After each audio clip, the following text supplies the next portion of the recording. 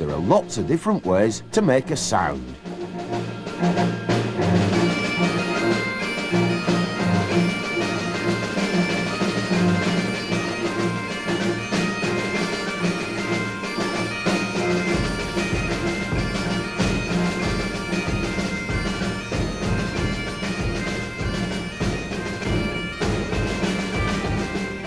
But what is sound? For example, how do you hear the sound of a drum?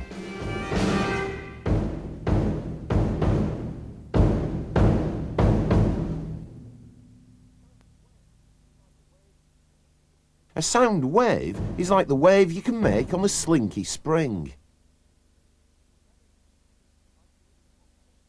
You put energy into it by pushing one end. This compresses the spring. The compression travels along, carrying the energy with it. Each coil is pushed forward and then springs back to its starting point.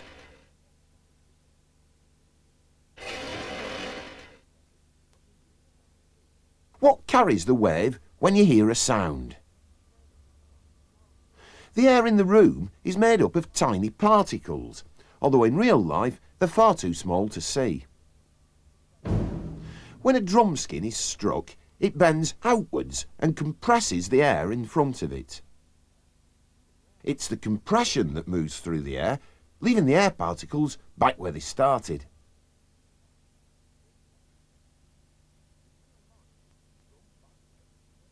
In real life, the drum vibrates dozens of times every second, so a sound wave is made up of lots of compressions. But how do you hear them? You might think ears are just the fleshy things on the side of your head, but there's more to them than that. The fleshy part is called the pinna.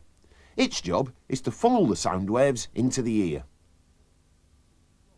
The next thing the sound waves hit is the ear drum, which vibrates just like an ordinary drum.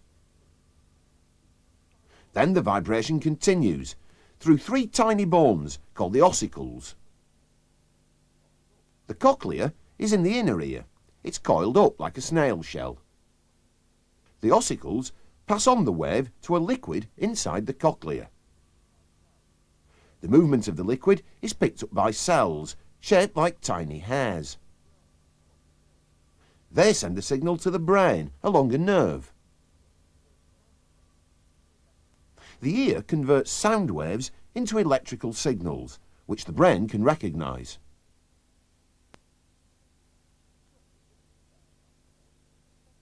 If you don't believe that air vibrates, take a look at this.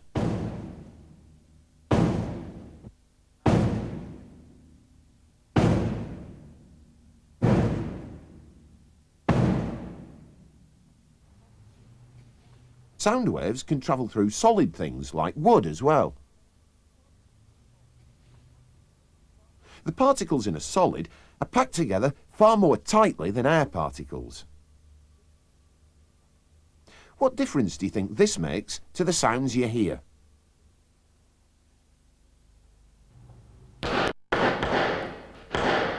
Listening with a stethoscope can hurt. Does sound travel faster in the ground or through the air? And is the speed of sound ever as fast as the speed of light? To find out, you need to make a sound that can travel a long distance. 5 tons of plastic explosive should do the trick.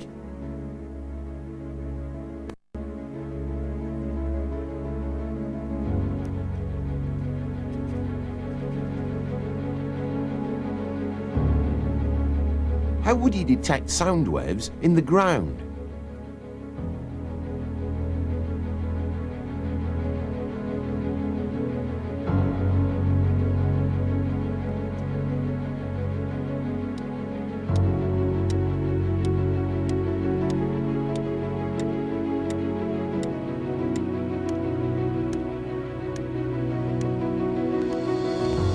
Samantha's going to watch for the explosion, but she's wearing headphones so she can't hear it.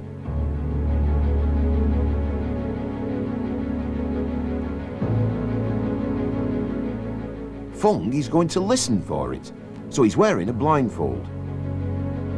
And Elizabeth's going to detect sound waves in the ground.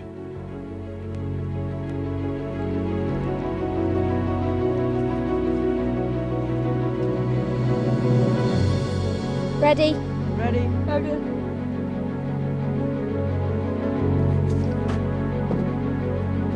So, who's going to be the first, second and third to detect the explosion?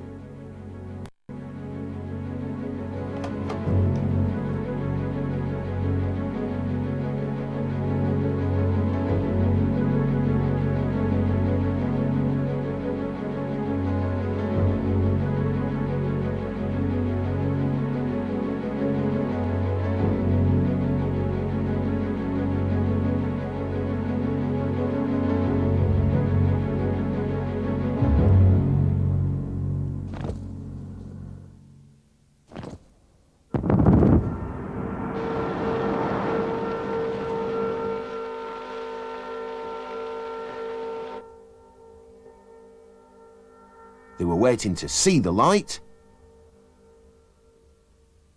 hear the sound, or feel the sound. Samantha was first because the light got to them before the sound.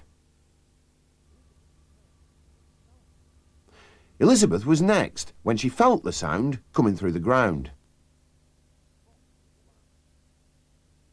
And Fung was last, when he heard the sound of the explosion coming through the air. The speed of sound in the air is 350 metres per second. At 5,000 metres per second, sound travels much faster through the ground. But light is much faster than any sound, at 300 million metres per second.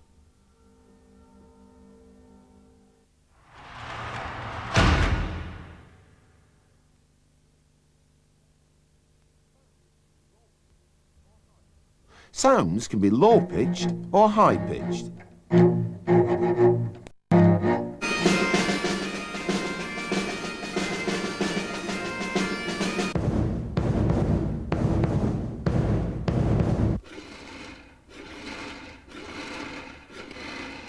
A high-pitched sound is a high-frequency sound.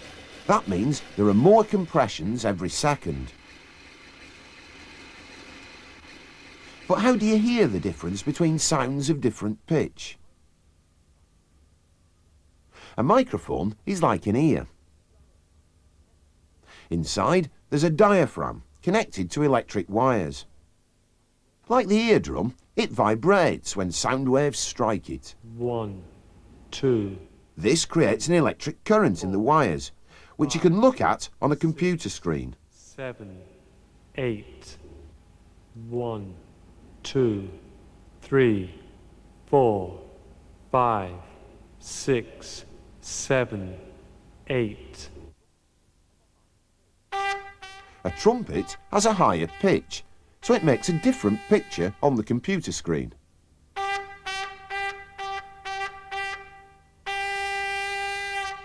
Ears work in a similar way. When a low-frequency sound enters the ear, it's detected at the very centre of the cochlea, and the brain recognises a low-frequency sound.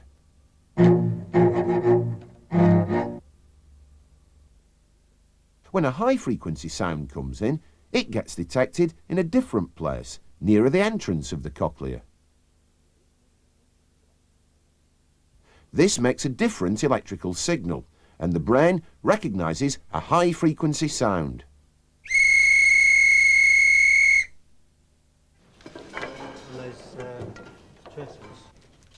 You can make a musical instrument out of just about anything. What would you give it to them? If you can make something vibrate at the right frequency, you can get a musical note. Doing that at school. The bataphone works by changing the length of the tubes. A shorter tube gives a higher pitch.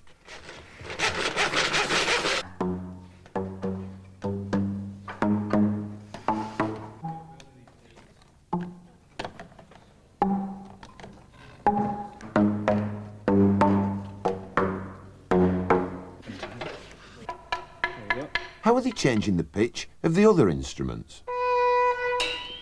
Think it's done? Much.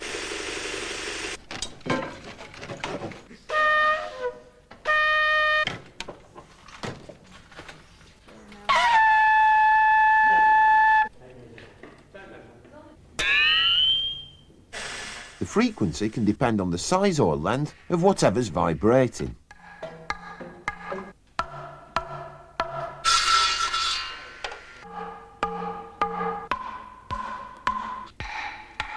What else can the frequency depend on? A piece of wire can make a musical note, but how are they making it loud enough to hear?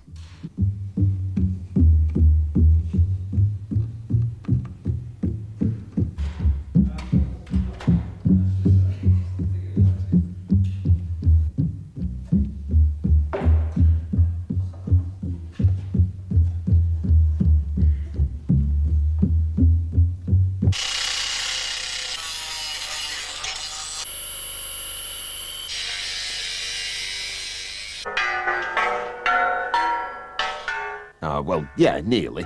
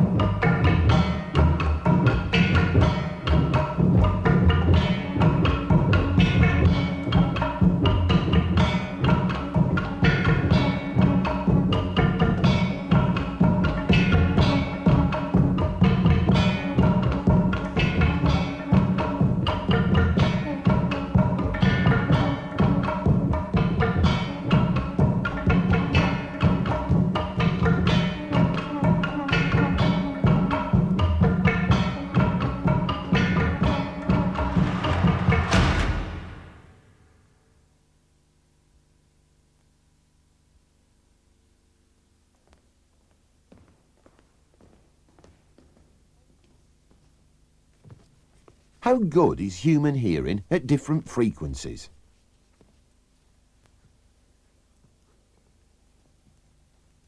This is a signal generator. It can make a whole range of frequencies. And they can change the volume as well.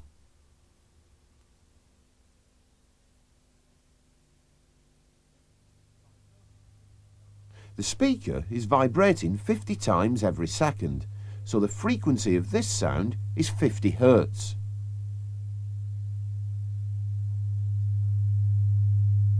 Angela and Sam put their hands up as soon as they can hear the sound, and Kieran takes a note of the volume for each of them. Caroline increases the frequency, and they start again.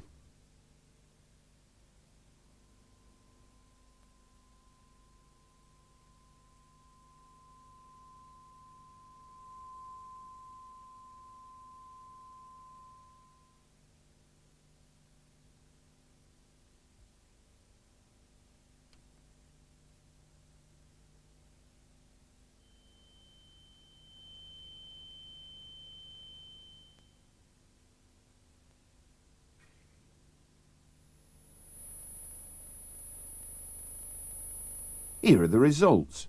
The frequency goes along the bottom. The volume required to hear the sound goes up the side. Angela's hearing is about the same at most frequencies.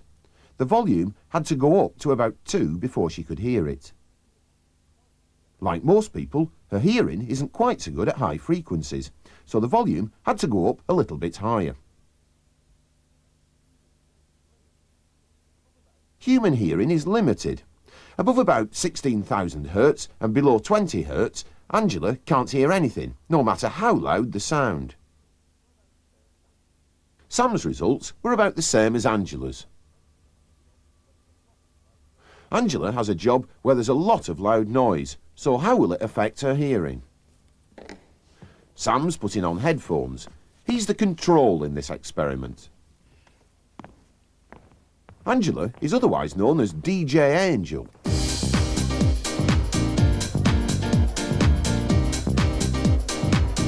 I don't usually wear ear protection when I'm DJing because I like to hear the music fully. I like to hear what the crowd hears.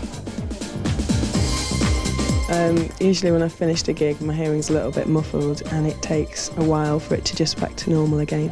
I suppose I really should wear ear protection when I'm working to protect my ears, but it would make life that little bit more difficult.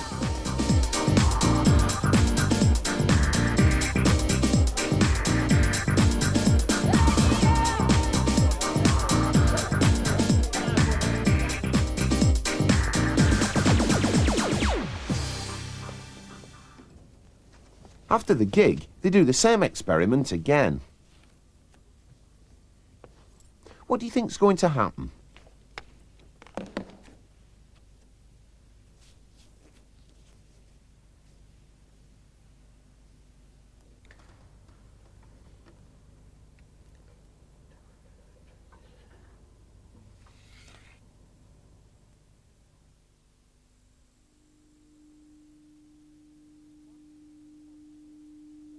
Sam's hearing is about the same as before, but the volume has to be turned up before Angela can hear it.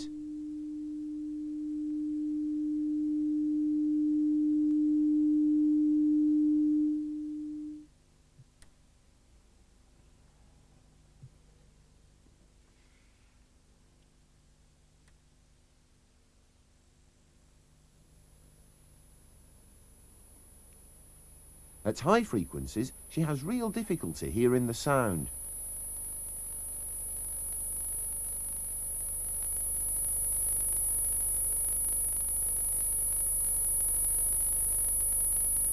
Here are Angela's results from before. Afterwards, the volume had to be turned up much higher, especially at high frequencies. What do you think's happened inside her ears? Remember, high-frequency sounds are detected near the entrance of the cochlea. So those cells are more likely to be damaged by loud sounds and to stop working.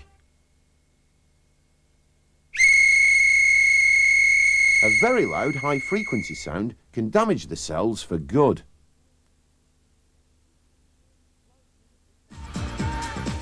Loud music shouldn't damage your hearing permanently, but listening to it every day could cause Angela problems. What precautions should she take while she's working?